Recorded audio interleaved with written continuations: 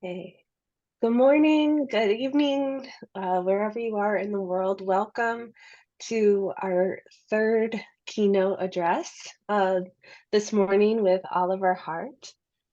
My name is Emily Frazier-Rath, and I am the Executive Director of Education Initiatives for the BGHRA. And it's my pleasure to be moderating this morning. As people filter in, um, I would like to remind you all to please engage with the presentation as we go along. As questions arise for you, please submit them to the Q&A function down below. All right. It is my honor and privilege today to introduce to you all Oliver Hardt, who is a director, writer, filmmaker based in Frankfurt am Main.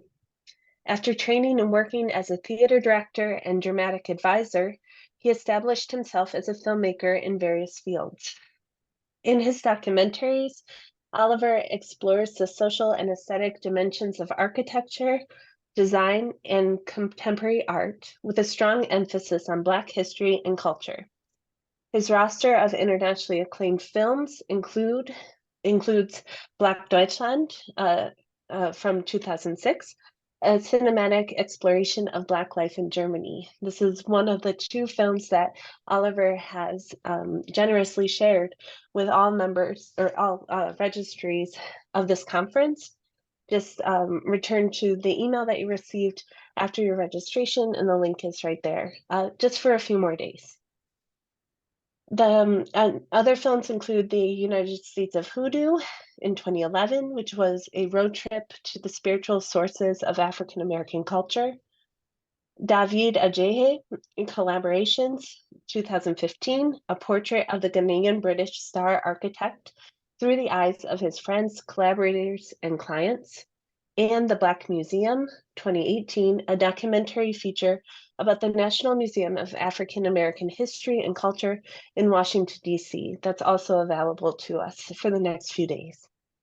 In 2023, Oliver won the Hessian Film Prize for his screenplay, Jamoka, which he wrote in preparation for his feature film debut.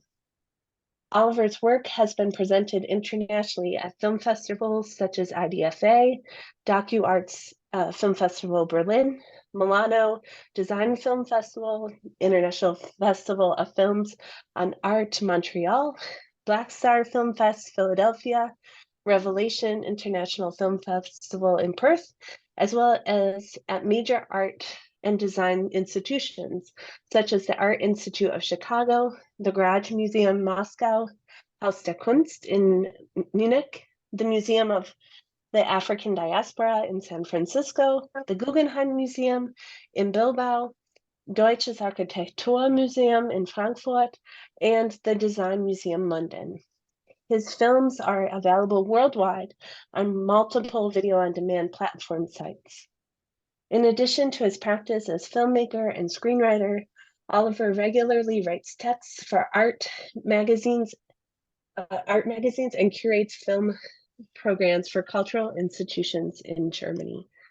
It is a true honor to have you today, Oliver, and I'd like to welcome once again everyone who is here today, especially our students at Davidson and students from around the country who I know to be also here. So thank you, and I'm going to turn things over to Oliver, and we'll have a Q&A session following his presentation. Yeah, thank you. Thank you very much for your kind introduction, Emily. And yeah, thank you very much for inviting me to speak at this great conference. It's really an honor for me, and I'm glad that it has now worked out at the second attempt. Thanks in particular to Rosemary Pena, with whom I have maintained a kind of a social media friendship for many years. And thanks, of course, also to the conference organizers. And yeah, glad that you are all here to listen to my little keynote. I will mainly talk about my work as a filmmaker, and if there's enough time, we should look at it later in the larger context of Black German filmmaking and cultural production in general. I want to focus on the following three, respectively 5 documentaries that were produced in the last 20 years. These are Black Deutschland, produced and released in 2006 and re-released in 2019. The United States of Hoodoo, released in 2012. The Black Museum trilogy, created and released between 2013 and 2018. My films are always about people. No matter how much theory and discourse they may contain, they are always about people, their thoughts and motivations, their struggles and achievements. Even when I portray a building, as it is the case with the Black Museum, it's not so much about the building itself, but about the narrative it represents, about the people who planned and created it, and why they did it, and for whom they did it. My overall interest lies in the cultural and social dynamics of the African diaspora in Germany, in Europe, and the United States. I will show a few clips during the keynote, but I trust that most of you have seen at least the 2 films Emily mentioned, Black Deutschland and the Black Museum. And I will show you a trailer of the United States of Voodoo later on.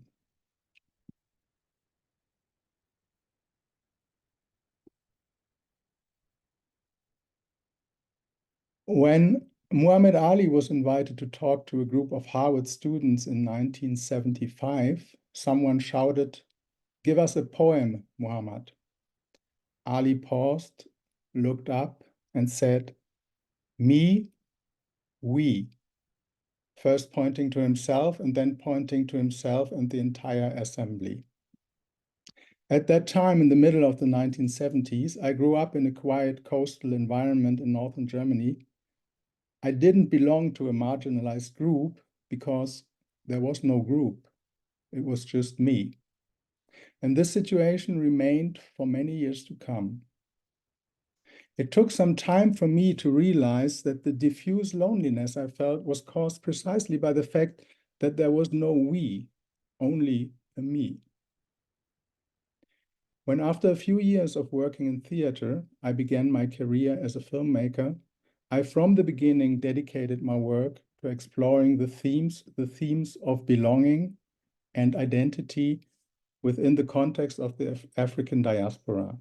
And as you can imagine, these stories are full of both joy and pain. I will begin and show you a short clip from Black Deutschland. I have to give you my second screen. That just takes a moment. Here it is. So I hope you have the vision and sound. That's me up here on the field. My name is himself. I have to think about the lives and about the lives.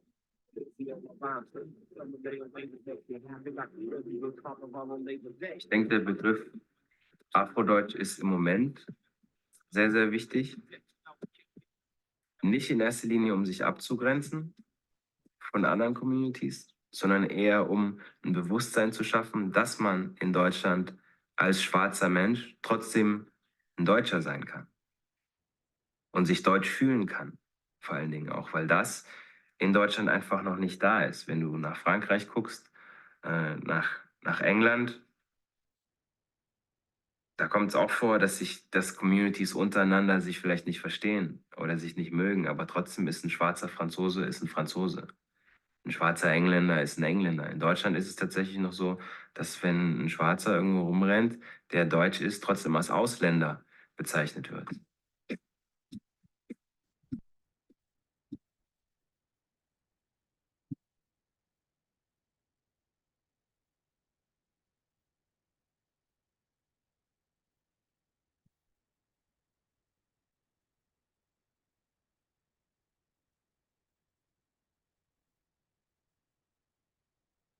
My very first project in this endeavor was the documentary Black Deutschland, which was released via the French-German cultural channel Arte in 2006.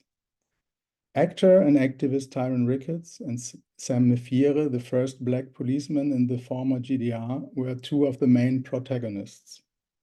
16 years later, they made streaming history with the Disney Plus series Sam a Saxon, based on Sam Mefiere's dazzling life story in the former GDR and later in reunified Germany.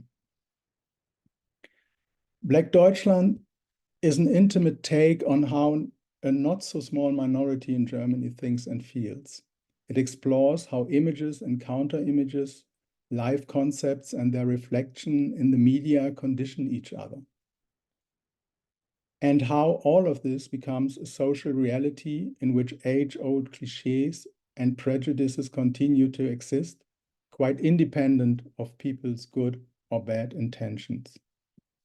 Or, as writer and activist Noah So puts it in the film, quote, "I think that very few people are aware that as long as it is socially acceptable to call someone who's not white whatever you want, that you can show them however you want, that you can talk about them as if they were some kind of other people and not just a normal part of our society, that is an important reason that racism, including its violent forms, can still be practiced here." End of quote.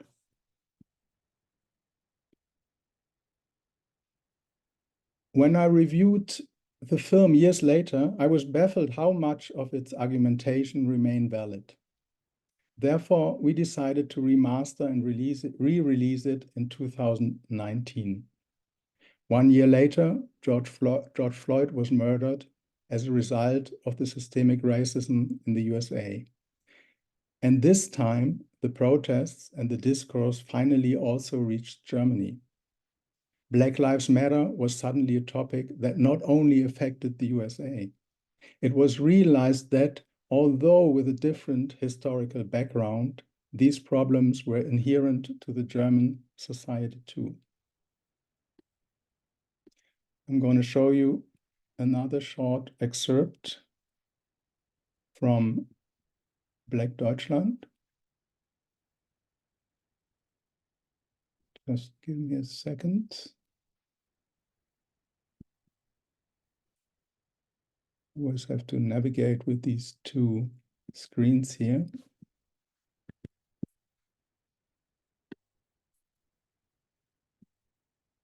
Here we go.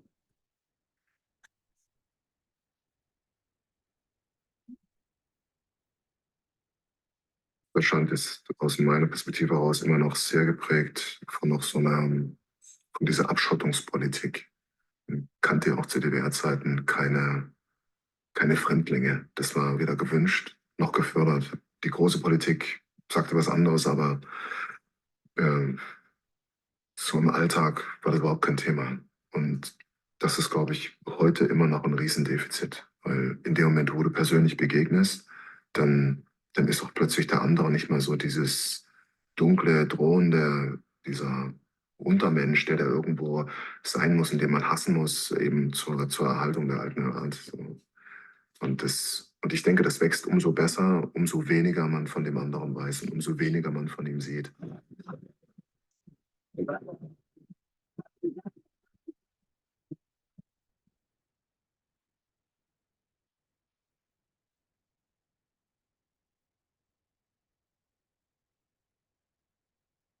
Ich wollte mein Gesicht zeigen für eine Position. Es war ein weiterer Appell, es war ein weiterer Ruf, zu sagen, halt, ja, Einstellung, stellt es ein. Es ist, was ihr macht, ist falsch. Was ihr toleriert, ist falsch.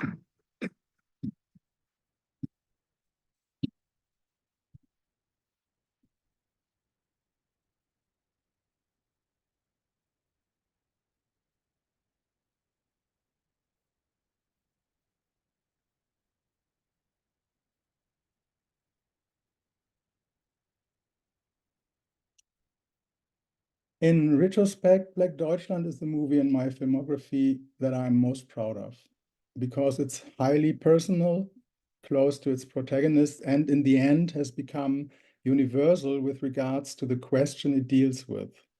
What it means for Black Germans to grow up and survive in a society that defines itself as white.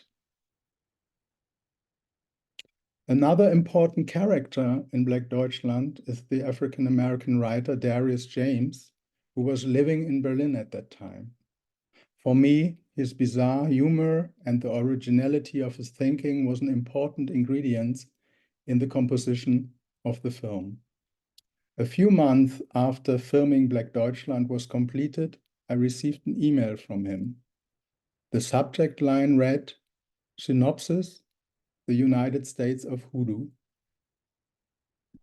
"Oliver," he wrote, "I'm sending this along for you to read because I want to be certain that what I plan to do is very clear. Can you let me know what you think? Thank you in advance. Peace, Darius."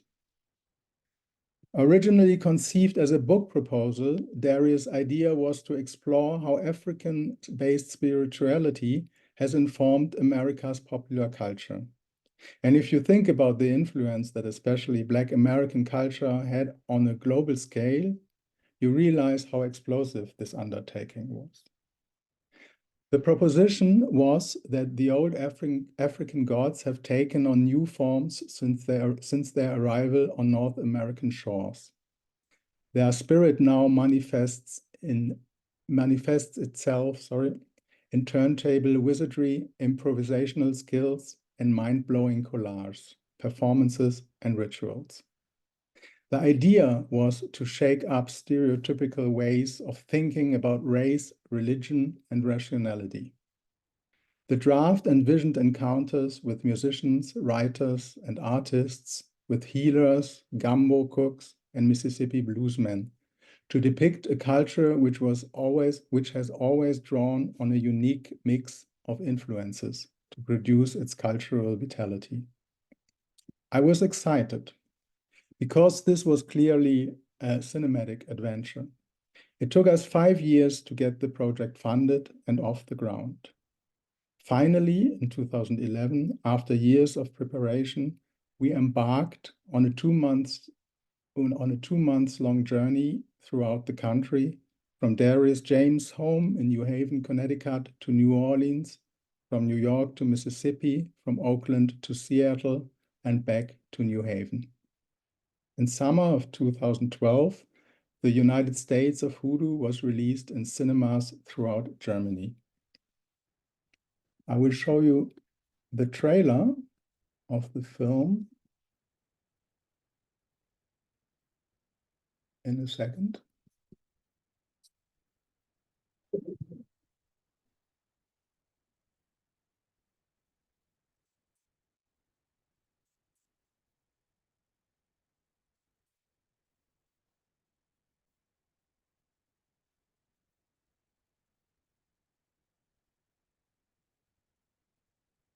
Our culture's always had to be one step ahead of the law. It's always have to improvise.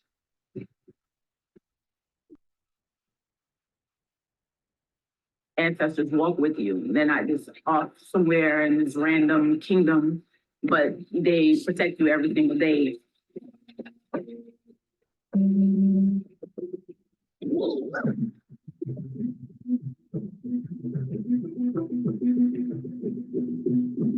Generations prior to ours have been taught that anything associated with Africa was bad, you know, unless it was an aesthetic thing. Frequencies coming from the Haitian culture, the Haitian voodoo culture, we're dealing with specific rhythm patterns, specific chants.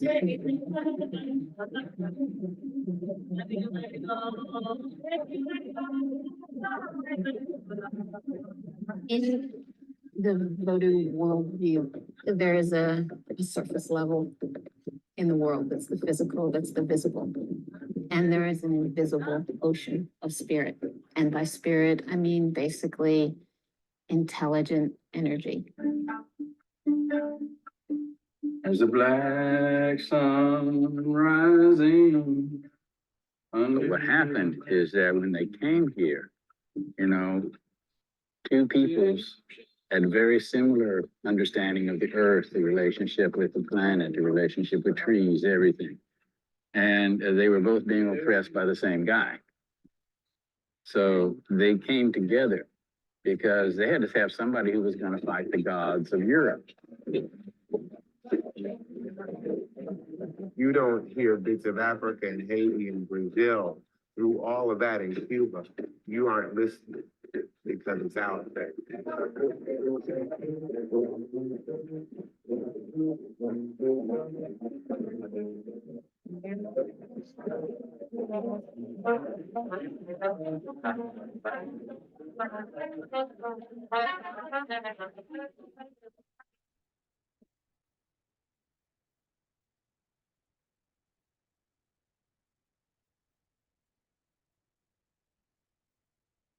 All right.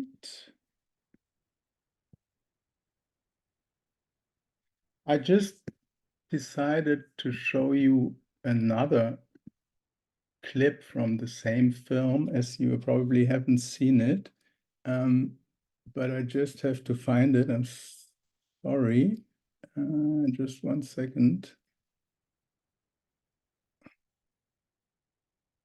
There it is. It's a scene, it's a kind of an iconic scene at the end of the film, where some of the protagonists we met along the way came together in an apartment in Brooklyn for a gumbo dinner. And while they are cooking this famous New Orleans gumbo, they start a discussion about how to do a gumbo right. And in the course of the discussion, it happens that there are like 100 different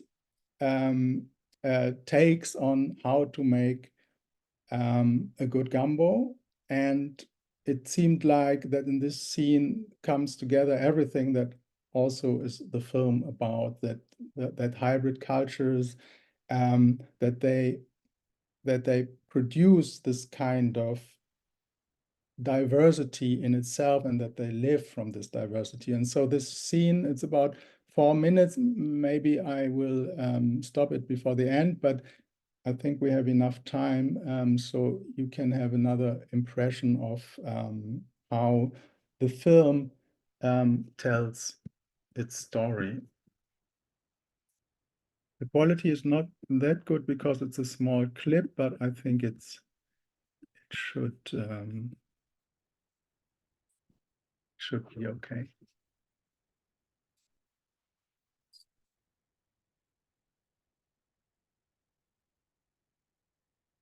First taught you how to do gumbo. My mother. And she learned it from? A book. My friend, Liano from Mississippi. So basically, about a year ago, I called all of them and I asked for their gumbo recipes, and then I mixed them. I mixed them all together. So like we're using her roux and her Trinity. But like the sauteing of the shell comes from a friend in Mississippi, and the use of okra is a staple of my aunt and my cousins. I think Ingrid, yours parts off in that you use fish heads in your sauce. I use fish heads, shrimp shells, and vegetables from the Trinity. And I cook it overnight. But you know, okay, so the folklore, right? Well, not even the folklore, actually. When I went to Togo several years ago, I wanted to get okra stew, right? Because in Ghana, okra stew is like a really important dish that I love. Right? But obviously Ghana is Anglophone and Togo is Francophone.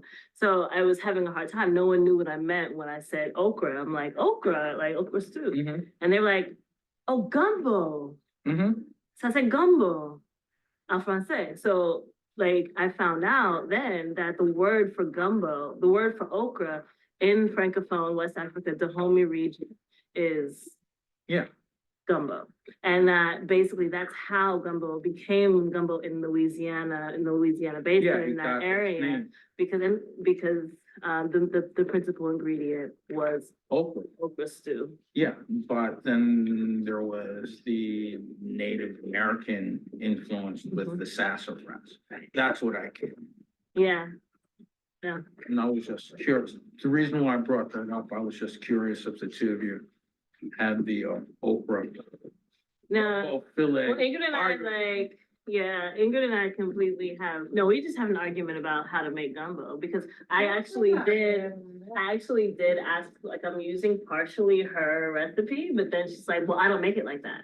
And I'm like, what's gumbo without okra? Yeah. There's a lot of The gumbo is okra. No, I understand that, but there's a lot, not to deny traditions, where there's a lot of people who eat gumbo without okra, and that's But okay. gumbo is And that's- okra, like, it but wouldn't it's be called okay, gumbo if it didn't have okra in But it. there's Yeah, but I think still the other point- kinds of, there's lots of kinds of gumbo, and I want There to are honor that. different. I do. Would you like to weigh in on this I just discussion? wanted to not be- I think the idea of gumbo, the metaphor, okay, is that it's a stew that combines a lot of different elements, a lot of different cultural elements and blends them, No, absolutely. okay? And your technique can be drawn from a lot of different regions. I mean, I think that's the point Yeah. of gumbo.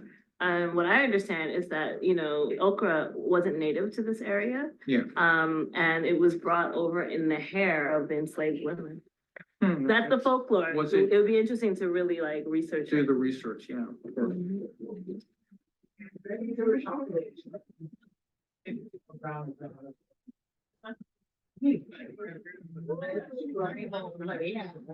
I ain't planning on this dinner party. I just wanna get something to eat, Well, why didn't you just cook that and that? cause it was too hot to handle. You can handle it. Yeah.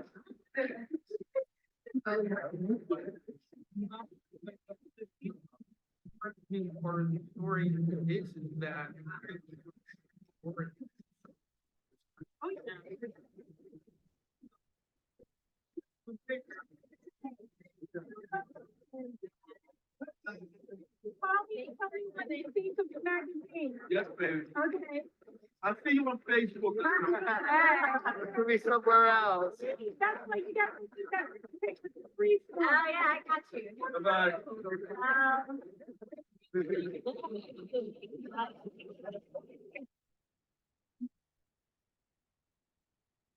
All right. I hope you could smell it while watching this short scene from the United States of Voodoo.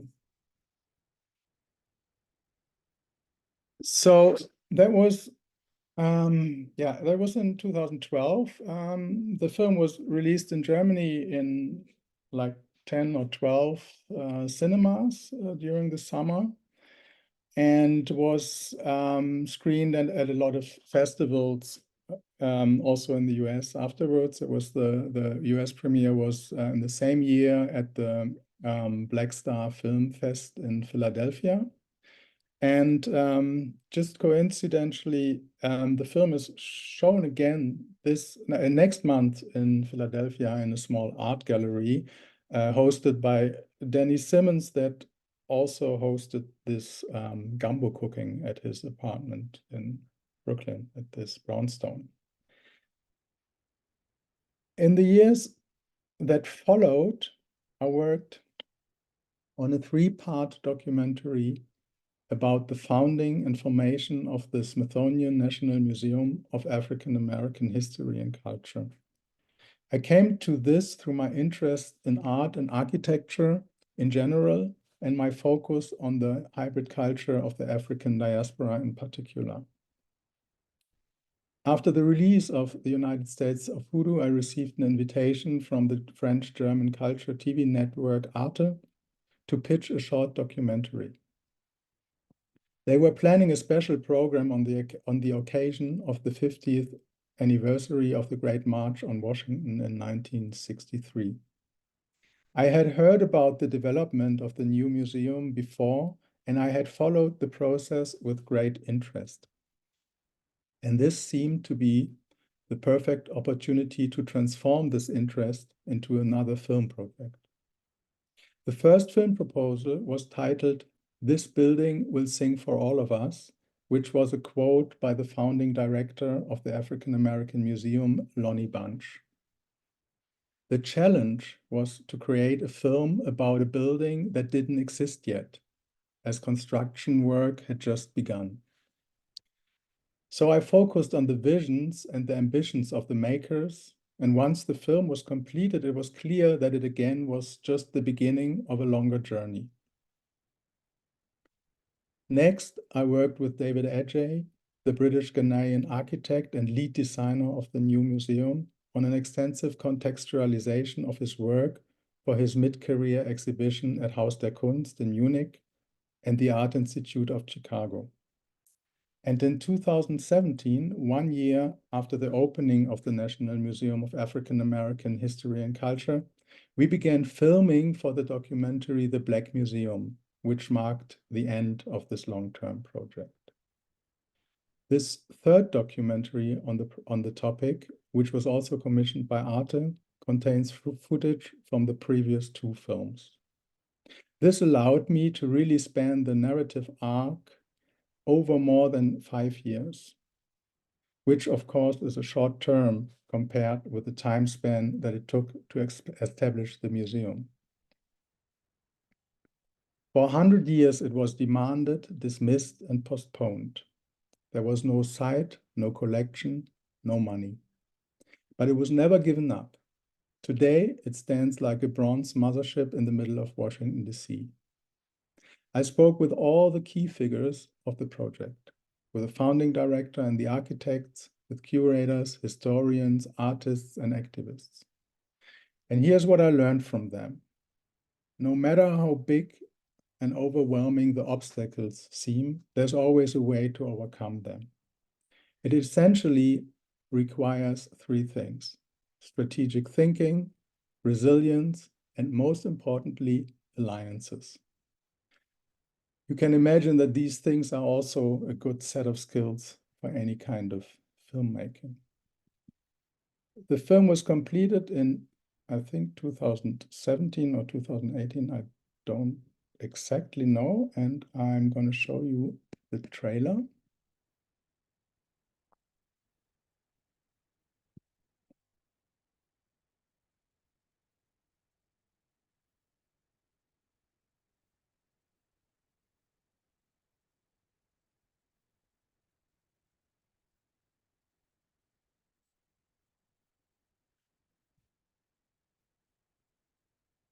If you want to understand American notions of resiliency or optimism or spirituality, you've got to look to the African American community.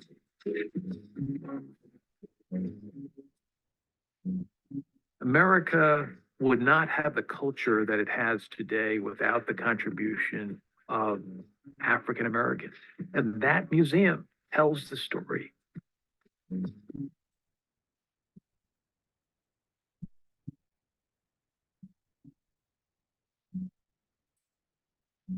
I really love the idea, even just the shape was informed by both a sort of an African and an African American presence.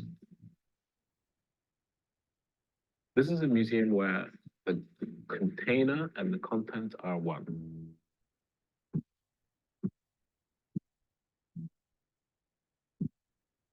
The current museum really tells everything: the good, the bad, the failures, the struggles, the disappointments, the absences, the violence, the deaths. I mean, it's all there to reckon with and to think about.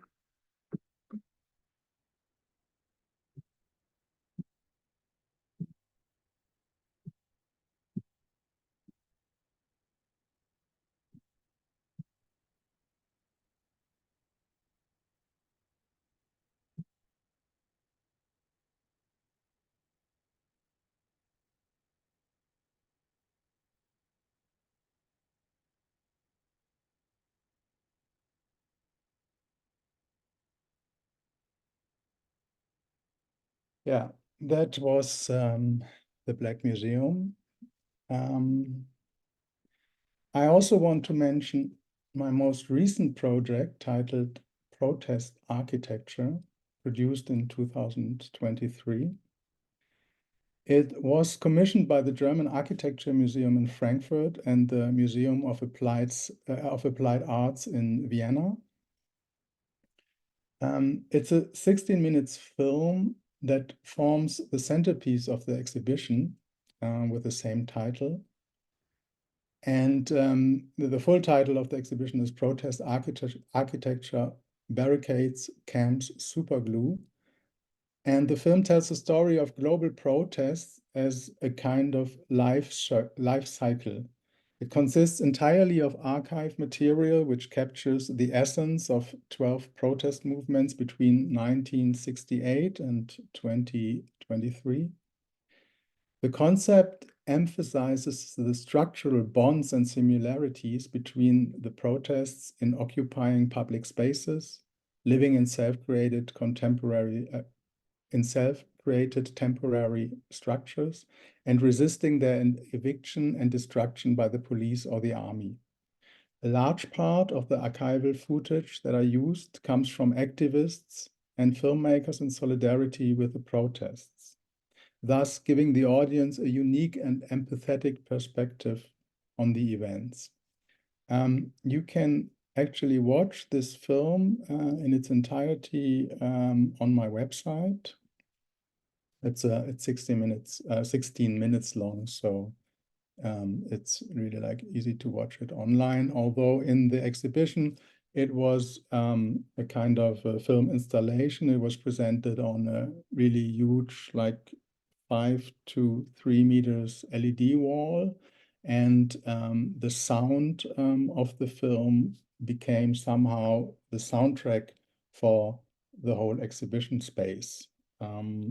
But still, you can get a good idea of what the film is about and how the film tells the story by just watching it online.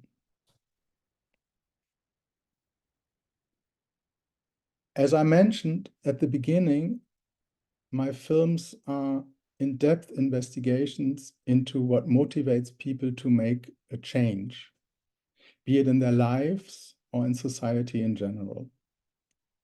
Until recently, I have always chosen the documentary form to tell these stories.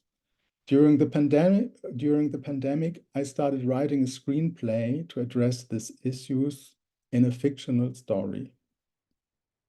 This script now serves as the starting point for my feature film debut, which I hope to realize next year. Wish me luck for this new chapter in my trajectory as a filmmaker, and thank you very much for your attention. I'm here and open for any kind of discussion now. Thank you. Thank you so much for sharing your work with us and for that wonderful talk. I want to invite everyone again to use the Q&A function to submit any questions you have, particularly Rosemary and my students who are in the audience, and I see you. So please ask questions.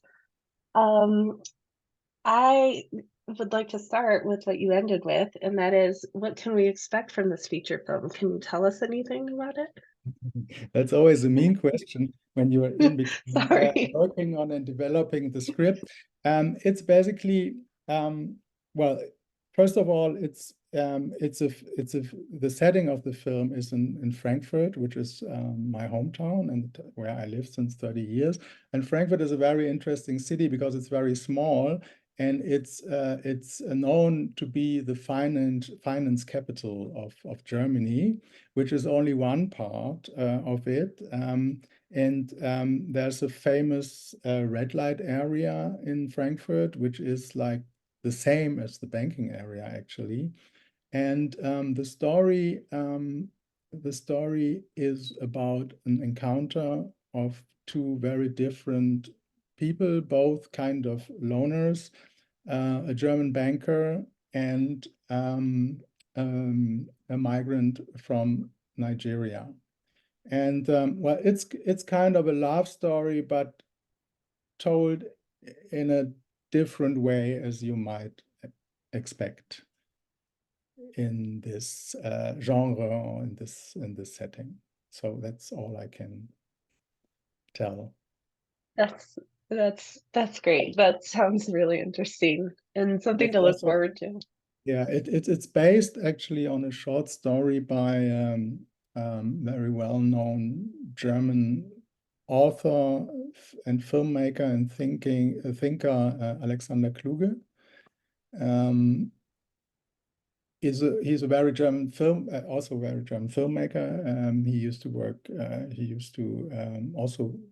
He did a lot of films in Frankfurt. He knows the city very well, and the story is just 2 pages or 3 pages long. And I read it like maybe 8 years ago, and I was totally excited about the story because it was so condensed, such a condensed version of what the city is about, that I thought when I'm going to make a feature film one day, this should be like the starting point for it, and so it came.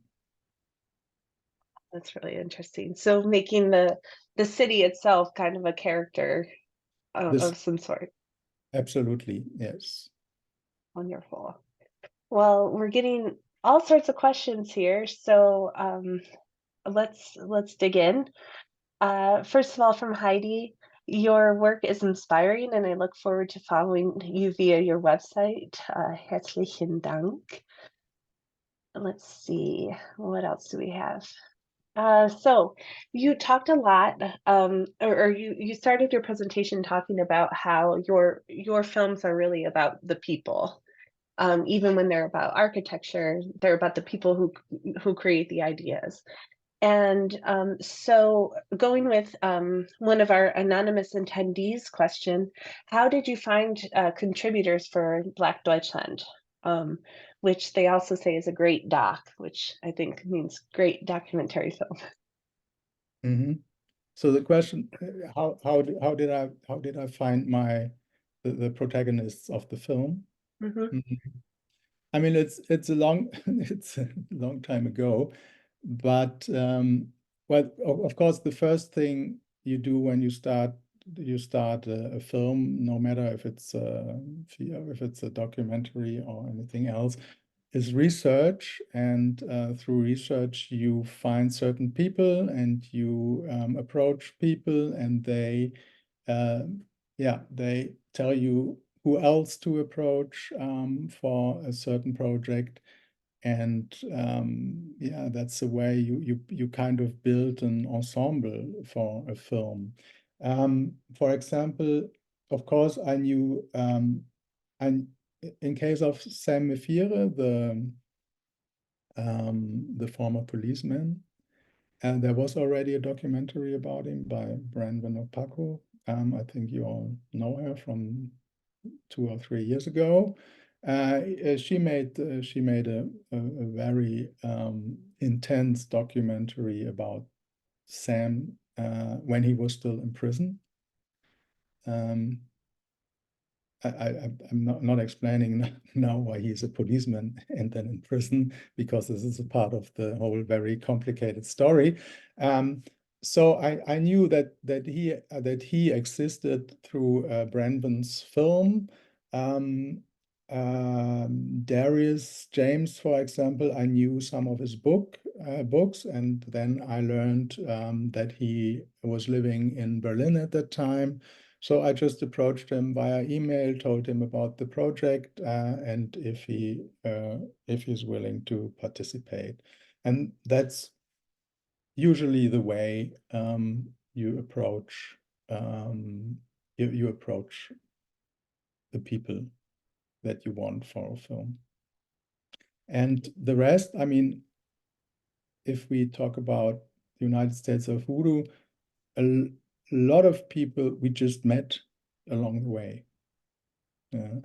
There's a certain kind of, if you have such a project and you're in a city, these kind of projects, they have a certain kind of gravity that also pulls people towards them.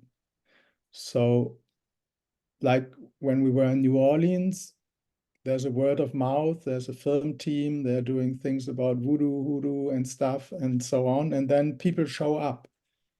And well, either you connect with them or not, but luckily there were like some people we just met along the way and they contributed greatly then to the narrative of the film.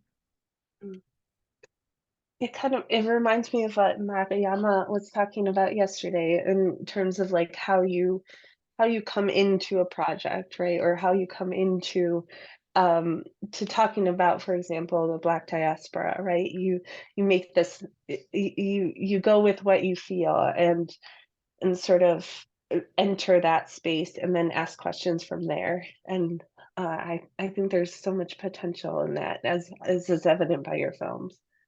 Yeah. Absolutely. And that's also a privilege of the documentary form, I would say. You cannot do this with with a fiction, with a Sure. fiction film or with a feature film. But with documentary, you can just do that. You have a framework, but within the framework, you are free.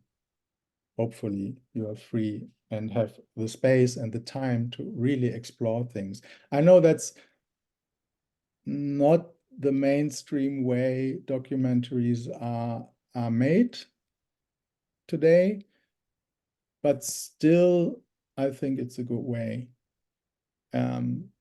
Also, I mean, to have all these surprising encounters along the way is something you just cannot plan it, and you have to have the time and the openness to just jump on it when it appears. It brings me to another question I had about the role of the filmmaker. So you and the camera person and whoever else is there on the crew in these sort of intimate scenes. And I thought about this during the gumbo scene. You know, you're in the kitchen, a very private space. But also the camera work is very close up on the people that you're interviewing in all your films. So how do you work with that, the intimacy and the tension between sort of letting things flow and also, you know, constructing a scene in a film? Yeah, that's a very good question. Well, the first thing, of course, is that I'm used to work with a really small team, yeah, but I still have a cameraman, a sound recordist, and maybe yeah, an assistant also. So we are like, with me, 3 or 4 people, which is like really a small unit. And it's really hard to answer. It maybe comes a little bit from my background as a theater director. When you work in theater, you're used to create spaces, spaces where actors, in this case, or people in general, can interact. And when you create the space, it doesn't matter if there's a cameraman or sound recorders or whatever. They start to interact with each other, and they kind of forget the camera and they forget me. And I think this is one of the possibilities I use very often. Really, like create a space. Of course, you have to create trust in the first place, and then you create a space and an environment where people feel safe, especially like topics we used to deal with in Black Deutschland.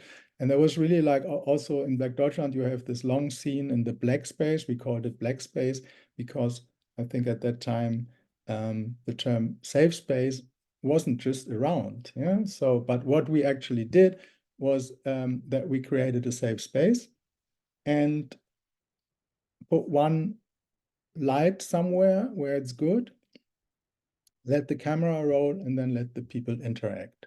Of course, the rest is a matter of editing.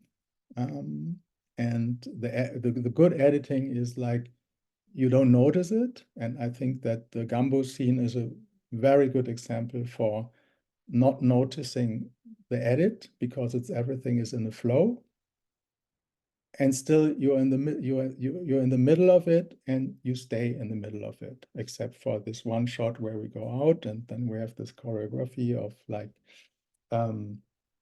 people swapping places, which is very funny in a way because it also gives you an orientation where you are, you know? But these are kind of, yeah, that's a way of artistic thinking, I would say, in hindsight, that is not conscious when I'm doing it. But I think really like creating spaces where people can interact with me or with the camera or with each other is a main thing to approach this kind of intimacy also that I want to have in my films and in my documentaries, or hopefully soon in my feature film. Yeah, and that's a very different approach, I feel like, than I've heard other documentary filmmakers talk about, where they want to sort of blend into the scenery or like the crew, right? Like not be present or be ignored in some ways. Here you're integrating, like everyone's part of the space. So it seems somehow more productive or something in that way. It Or depends. productively different, yeah. Yeah, it's different. I think it's really different. It really depends on what you want to, what kind of story do you want Yeah. to tell, and in which way you want to tell the story. In terms of in the case of Black Deutschland, I'm part of it anyway. I mean, it's my story as well as it is their stories, and I want, without appear, I mean, I think I appeared twice in the film, but that's just by chance. Without being in the film, I want to be present as an author, but as an author, I'm also part of it and not an authorial voice that knows everything. So I myself, I'm part of the process of filming. I think that it's very important for my work. Yeah. Sure. I'll return to, we have lots of questions, Okay, so I'll stop with my own. One anonymous attendee just made a statement: mainstream documentaries are so infotainmenty and are so made up, and your work is so different. We love to see it. One of our friends of the BGHRA, Beatrice, asks, what motivated you to take the road into documenting Black culture? It's a profound documentation. And she also writes, I very much appreciate the films. And she wants to know, in addition to that, if you tasted the gumbo. What was the last question? If you tasted the gumbo. Oh, of course, I did. Yeah. Okay, that's the part we left out through editing, yeah, when we were all eating the really delicious gumbo, yeah. Yeah. But what was the question for that? What motivated you to take the road into documenting Black culture? Yeah, I think I answered that partly in the keynote. It's a little bit. I did other things before, and I felt that I was in a really privileged situation. Black Deutschland was kind of the turning point, but before Black Deutschland, we made several films for TV, also TV films, TV documentaries, different formats, and that went very well. And for Black Deutschland, I think we had something like a carte blanche. That at that time there was on Arte there was this kind of they were called theme evenings. Theme evening consisted of like 2 or 3 films, documentaries, feature films, or panel discussions on one topic. And we had completed a theme evening about, it was called Faces of Islam, which was really a big production. And as far as I remember, the commissioning editors were really satisfied with it. So they gave us a kind of a carte blanche to propose another theme for a theme evening. And I thought, and I was really also reflecting my privileged situation of being able to do these things. And that was the point where I thought, okay, this could be kind of the entry door to produce things that are really important to me and highly personal, but are not there yet. And when I started to work on Black Deutschland, I did a really extensive research on archives, television archives, film archives. And I realized that in the 50 years before, there were maybe 3 or 4 films produced that dealt with the question of Black Germans or Afro-Germans. There were some, especially in the 90s, interestingly, there were some productions I found, especially in the 90s, and also a little bit in the 80s, where the Black ADEFRA and things like this came up. But still, it was not covered at all, I would say, and not in the way it should have been. And yeah, and then and a lot of things in this kind of business and career are really coincidental. And yeah, when we got asked to make a proposal, I said, okay, let's do something on the question of what it means to be Black in Germany. And the second proposal was for the theme evening. The second film was with the same question, but in the framework of France, because Arte is this French-German cultural network.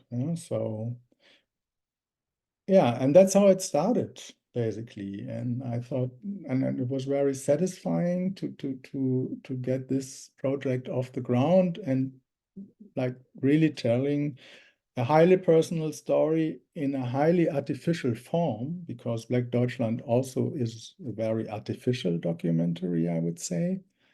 And since I found this whole experience very satisfactory, I just stayed with it. So maybe, yeah. And I mean, it's always one thing comes to the other, and I tried to depict this trajectory a little bit in my keynote. So I happened to meet Darius James in the work with Black Deutschland, and afterwards he writes me an email saying, I have an idea for another project. So, well, we didn't intend to spend 6 years on the project, of course, but it just happened like this. And yeah, so one thing comes to another. Once you decided you want to engage in something particular, things are also coming to you in a way. Sure. Thank you for the question, Beatrice, and for your answer, Oliver. Thank you. We have a question from Kavina, who's Vice President of the BGHRA. She asks, how do your films figure into Black German cinema as a whole? And what does the term Black German cinema mean to you? Yeah, also a very good question.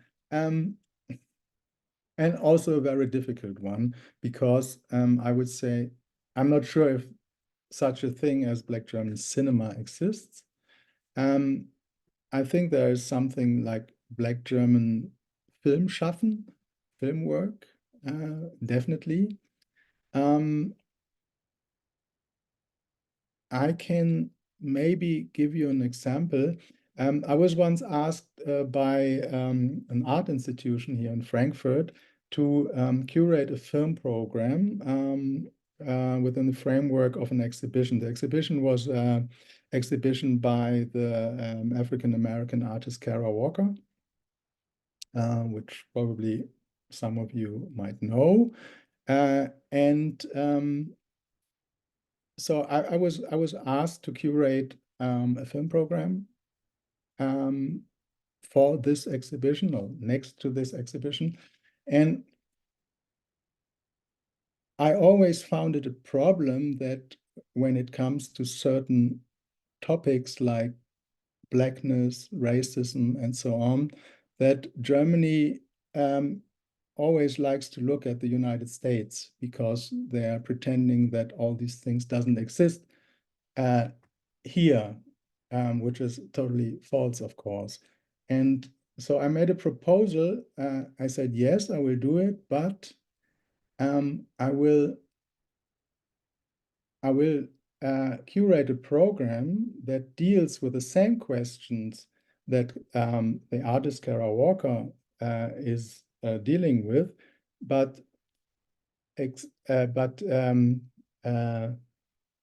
only from a German point of view. So the whole program consists of like 12 films, short films, long films, documentaries, feature films that were all produced in Germany by Black people, by Black Germans, by people of African descent in the last 30 years.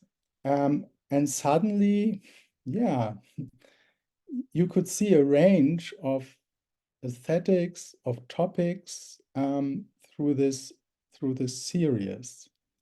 What we also found out is that a lot of these filmmakers that started in the 90s because they were studying, for example, in Berlin or in Munich, that they left the country because they could make their debut at film school, and there are some films that are really extremely, they show the talent of the filmmakers. Really, they really show it. They are films that are so hilarious and so on point in terms of talking in a cinematographic language about the Black German experience.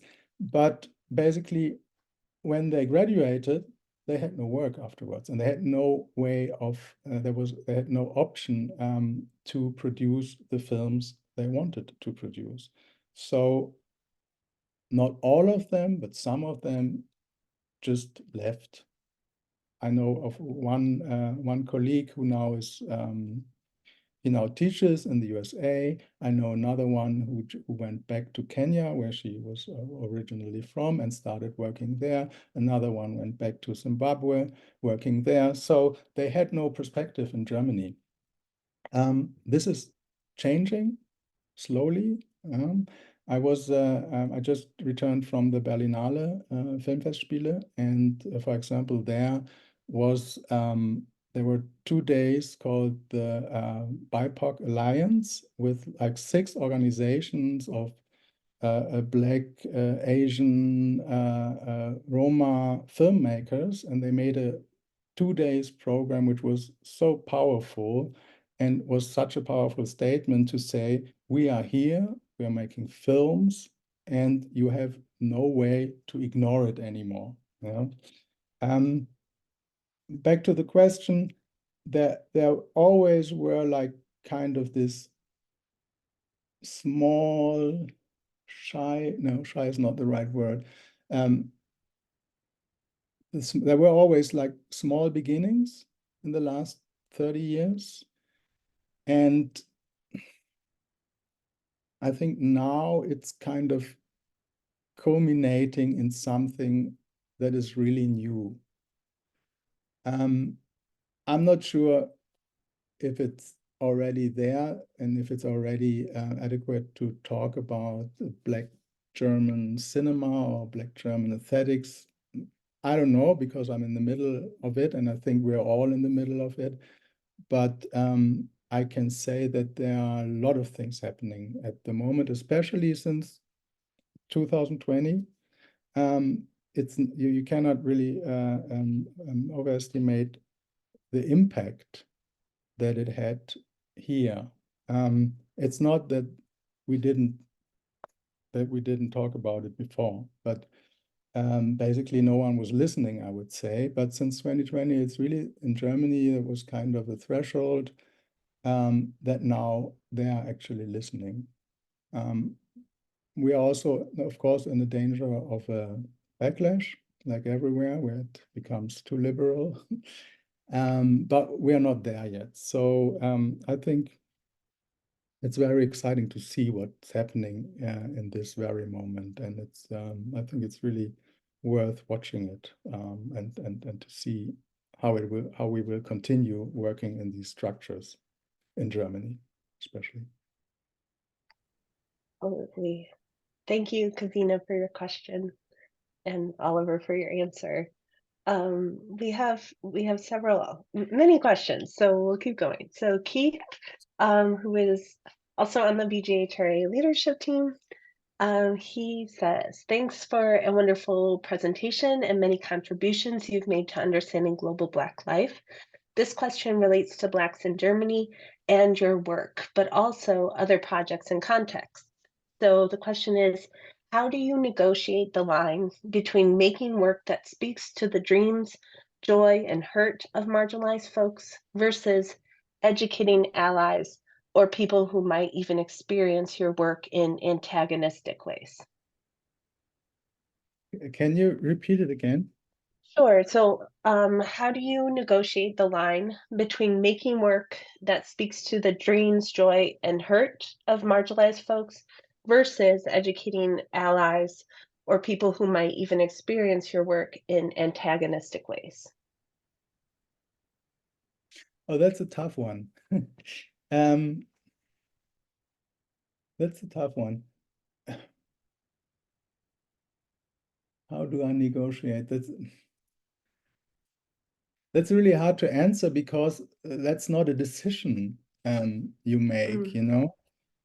Well, you have to you face you face certain in certain situations you have audiences. You don't have one audience, you have audiences that react in very different ways. You can only react to it. This is something you cannot foresee, and I cannot work if I have too much of these things in my mind. You know, what would this part of society say? I mean, it's in Black Deutschland, it's very obvious that we just didn't care.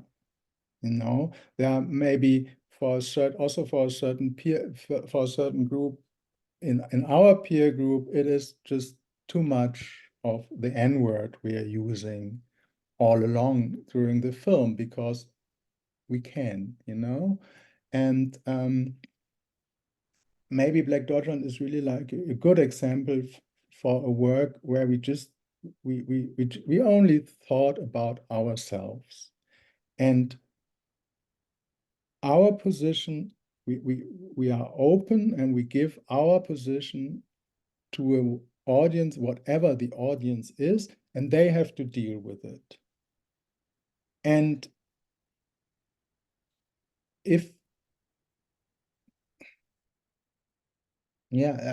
basically it's what I can say, but it's a radical approach. It's a different approach with the Black Museum. The Black Museum is very much for an interested, educated European audience, of course. No? Whereas Black Deutschland was really a film, we only made it for ourselves. Still, it is accessible, very accessible, I would say. And of course, there are a lot of thoughts in it, how to reach an audience, whatever this audience is. But at the end, it was a film that we made for ourselves. And I think that's the best way of approaching these things, because the negotiation is something that you have to do afterwards anyway. No matter how good or bad your intention was, you have to deal with the reactions, but you cannot foresee the reactions. Maybe this is kind of an answer. I really like the question, yeah, because but it's not something I think about every day, or it's not something I think a lot in my work, but it brings me really to think about also the difference of Black Deutschland, for example, and the Black Museum. In Black Museum, we had an audience in our mind. Yeah? So what do they understand? What do they not understand? What are the prepositions they have or they don't have? But that was not the case with Black Deutschland. Even the things that we explain in the film, it's not meant. It's not a lesson. It's something that we also have to repeat to ourselves to position ourselves. If we talk about language, do I identify as Black or as Afro or as whatever? Yeah? These are conversations with ourselves, and we give, was kind of our feeling that we give an audience the privilege to participate in our discussion. Yeah, maybe let's put it that way. And that reminds me of what artists have said. So Zahi Hardt, who's here in the audience, when she meets with our class each year, talks about how, if the art comes from, what she's feeling, what she's seeing, what she's thinking, and, the audience can kind of take it at, what they will, kind of a thing. You And can't control the audience. You only can control your output or your art. You can control your art, but you cannot control your audience. So, sure. Yeah. So with this juxtaposition then between Black Deutschland, which was a film, as you mentioned, for yourselves, right? And then versus the more recent film about the museum, right? Like how did the audience, the European, you said a European audience, right? Was who you were creating this for. What did you have in mind in terms of who they were or what they knew or what they needed to know? You ask because I say European audiences, it's a very general term, of course. A French audience is totally different from a German audience. In Germany, you can rely on that African American topics are very popular in a way. Yeah, of course, through the culture in general, there's a high interest in African American culture, and there used to be a very tight connection between Germany and the US in the 60s. So it's a historically a grown connection between on the cultural level. So I know that when I'm talking about African American history and culture, that this, say, educated, we call it Bildungsbürger, I don't know the English word for this, will enjoy it. So we have an openness that that we can also use to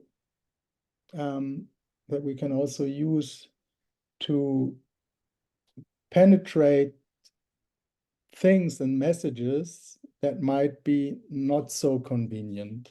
And but with the Black Museum, it's really like I wanted to tell a story of an achievement. Of course, there were thousands of obstacles and backlashes, but well, you cannot tell everything in one film. And for me, it was like, yeah, showing what happens when people just are convinced of something and you don't get them away from it. So the thing about the resilience is something that that I was very much impressed of, and also what I learned a lot by just dealing with them and also dealing with an institution like the Smithsonian is negotiating your way through, I wouldn't even say obstacles, but just through bureaucracy, through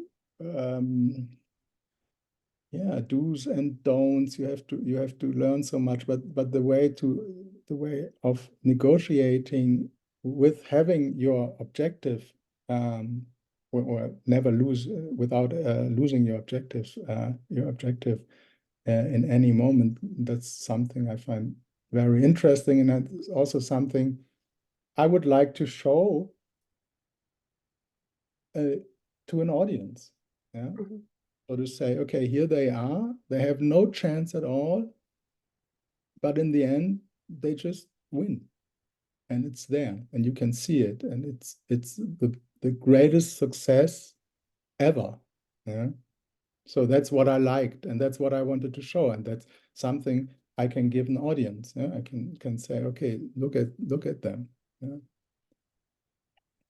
Celebration. Yeah, it was a little bit. The answer was not exactly the answer to the question, but yeah. No, I think that makes a lot of sense. Especially, I mean, given the German context and the American sort of interaction, that totally makes sense. Yeah. So Spencer thanks you first for your incredible work, and writes, "You seem to have integrated very well the joy and pain across the waters of Black people. Have there been differences in how an American audience versus a German audience responds to your films?" So we're staying with the audience question for a little longer.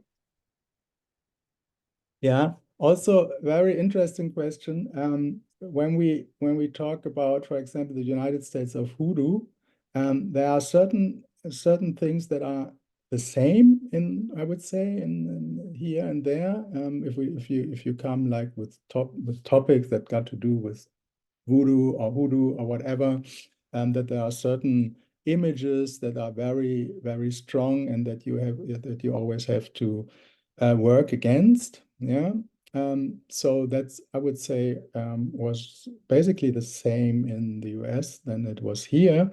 But for example, we have a very long scene in the United States of Hoodoo with white voodoo practitioners, which of course is not really a problem if you present the film to a predominantly white European audience, but might look very much different if you present it, for example, on the Black Star Film Fest in Philadelphia with a predominantly Black audience. But nevertheless, it was a topic, and it was judged from different angles, but it was never condemned or something. So, but there are, of course, these cultural differences in the perspective on Black culture, of course. Yeah. Thank you. So another good question from Kavina. If you were to make another documentary film called Black Deutschland, well, let's call it Black Deutschland 2.0, she says, which protagonists would you invite to participate?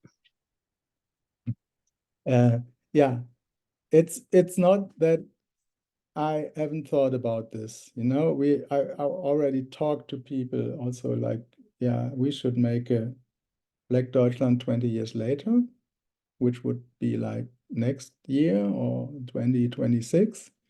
I would say that I would choose like people from a younger generation. So most of them in Black Deutschland 1.0 was more or less from my generation or a bit younger. And if I would do another edition, I would like really look at this at the generation of Black Germans that are now like in their 20s or 30s. And there was already one idea. If you remember the end of Black Deutschland, the epilogue, you have these kids there on the northern German island with Sam Mefier together. And one of the ideas actually was and is to find like 2 or 3 of them. They're all from the same city, so it's not so, wouldn't be so hard to find them. And yeah, and start from there. Yeah, so they were the epilogue of Black Deutschland 1, and maybe they are the main characters in Black Deutschland 2. And there's a funny anecdote because you will have Malik Bauer for for a keynote as a keynote speaker. Malik is actually from the same city and all these kids, and these kids were friends of him, and it would have been that he was with them on the island, but he had like, I don't know, some trouble, so he couldn't go. And I don't know, Malik is the one who is going to who played Sam in this Disney Plus series. So this always, I mean, it's always like the universe speaks to you, you know, in a way. Yeah, so he could have been one of these kids at the end of the film. You know? That's a crazy coincidence. Holy Yeah. moly. Yeah, that's amazing. Very cool. And yeah, so Peggy Pisha yesterday talked about the importance of passing the torch sort of to the newer generation. And in your case, you know, focusing on sort of how things have shifted into the new generation. And John Kantara has also made a short film about, you know, passing things on from, in his case, Theodor Vanya Michael's generation to John's himself, to Josh's, his son, right? And how the experience of being Black in Germany has changed and not changed and that sort of thing. And so I mean, beyond the idea of Black Deutschland 2.0, do you think about the generational dynamics in your films, and how does that sort of come out? Yeah. I observe very closely what is happening at the moment in Germany, and the thing is that that in TV there's a lot going on with a really like young generation of filmmakers, young Black filmmakers, but all in their 20s, early 30s. They start doing their projects. They're doing the project in a totally different way than other do their projects. And there's a lot of things going on. And I think they don't need us. We made kind of a ground for it. Yeah. But I don't think that that we're here to teach them something. I think most of the things they know much better than we know. But yeah, I would always say that what we did, and also what, of course, people like Peggy Pisha did before, is just making a ground, where where they can start working, or where they can grow. I think it's not that you give your experience to the next generation. I don't believe in that, actually. Not really. Yeah. But of course there is knowledge that you can that you can transmit from one generation to another. But I think it's not that direct. It's more an indirect way of making, is that the right term? Making the ground for the next, where they can Yeah, continue or disrupt or whatever.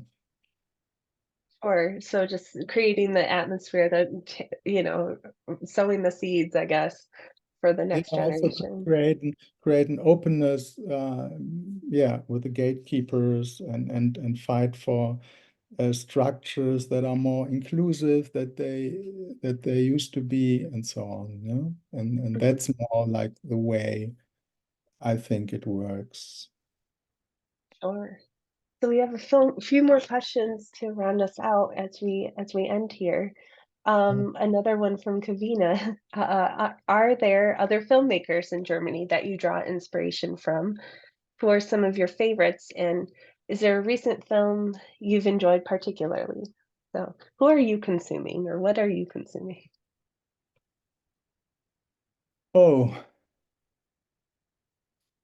that's a very different question, because my head is, I just returned from Berlinale Film Festival and I saw so many films in the last days alone, so that I really had to think hard about what film in particular has impressed me in the last time. I cannot really say, no, cannot answer that question right now, and I don't want to name one, and knowing that I also could have named another, so I pass this. There's so many. Sorry, Kavina. No. So a student of ours, Maddie, asks or says, I am interested in the business side of film and wondering if you could speak to your experience of the procedure of pitching, producing, and financing a film. And do you find that this process stifles creativity, or have you mostly been able to create what you intend to? And I suppose this also goes to a question that was asked a while ago by an anonymous attendee. How do you find distribution venues and paths for your films? Okay, that's also a tough one to answer in 2 minutes. I had the privilege that all my films were financed somehow. Some better, some not so good, but they were financed.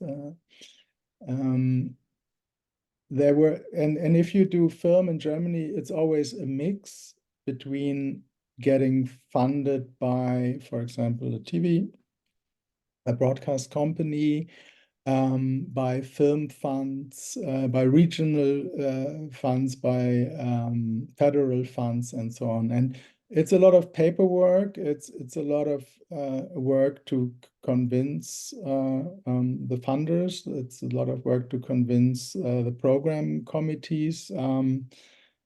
It's always a long run. It's never a short run. But yeah, in my case, it worked. But of course, there are a lot of projects I didn't realize because they were rejected, and I'm not the one to say okay, I take my own money and I just do it now or something, because I know I will have another idea or another project that is important to me, that will get through and make its way. And documentary and also feature filmmaking is always a long process. I mean, I think I gave some insights in my keynote of what periods of time we are talking. The business side in general is difficult in Germany, definitely, as there are really complicated funding structures. And Germany is a very bureaucratic country. I would say nearly as bureaucratic as the US. If it comes to filling out papers. It's very difficult, and it's a big discussion, because we are asking who is able to do this, who is able to get funding, and why not.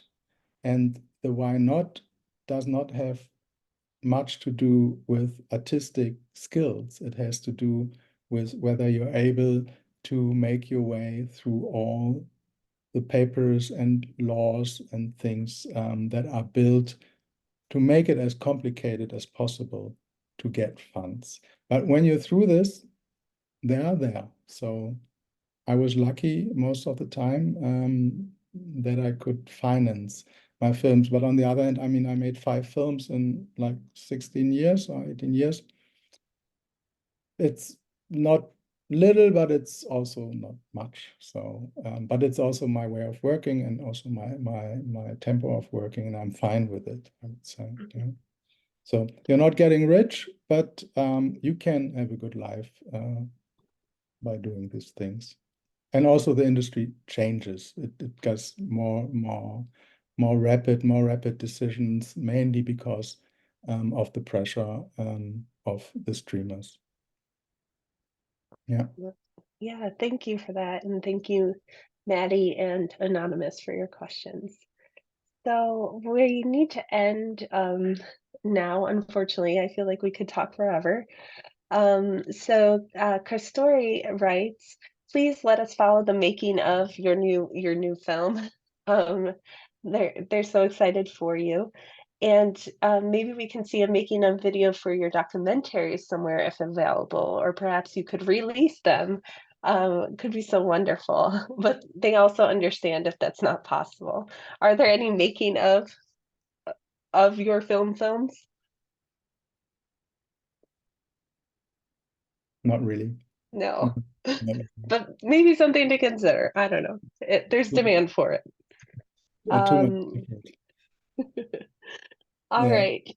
I mean, And the effort of making a film is like big enough that you don't have the energy for the making of a making of, I would say. yeah, that's its own thing. Someone else Yeah. has to do it, but my productions at that time were just too small to have an extra team for making of. We did photo documentations, for example, of the journey we did for the United States of Hoodoo, but there's not really a making of. Yeah. Making of, yeah. And so where can people find you? So we shared your Okay. your website link, but what Yeah. else? My website is good, and well, at the moment I'm very active on Instagram. It's my name, Oliver Hardt _signature films. You can find me there. I mean, I'm also on Facebook, but not very active there, and I'm thinking about leaving. A lot of people are saying that, and I never do actually, but I'm not that active there anymore. But my main communication tool for my work is Instagram, and the website oliver-hardt.com is also mostly up to date. Yeah. Wonderful. So Well, thank you happy to very, join. very much. Yeah, Yes. thanks for having me. I'm glad my keynote was not that long, so we really had time to talk. I wasn't sure about it, but I know that usually there are a lot of questions when it comes to this kind of work, and especially with films. Yeah. Yeah, and yes, and we thank everyone for being here today and for participating in the Q&A. And thank you again so much for sharing your work and your time with us. We have some lingering questions that I'll pass on to you. And so don't worry if you've asked a question and it didn't get answered, but thank you everyone. And we'll reconvene in about 11 minutes for the next panel. Okay.